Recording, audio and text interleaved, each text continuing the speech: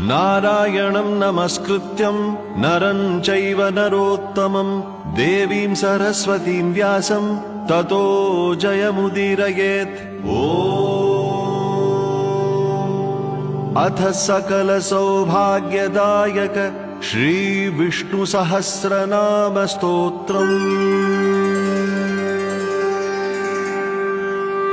शुक्लांबरधरं विष्णुं शशिवर्णं चतुर्भुजं प्रसन्नवदनं ध्यायेत् सर्वविघ्नोपशान्तये।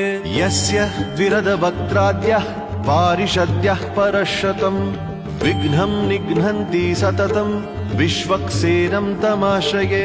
व्यासं वसिष्ठनप्तारं शक्तेः पौत्रमकल्मषं पराशरात्मजं वन्दे शुकतातं तपोनिधिं।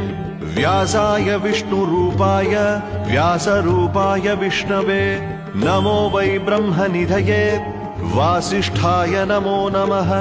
अविकाराय शुद्धाय नित्याय परमात्मने सदैकरूपरूपाय विष्णवे सर्वजिष्णवे। यस्य स्मरणमात्रेण जन्म संसारबन्धनात् विमुच्यते नमस्तस्मै विष्णवे प्रभविष्णवे। ॐ नमो विष्णवे प्रभविष्णवे।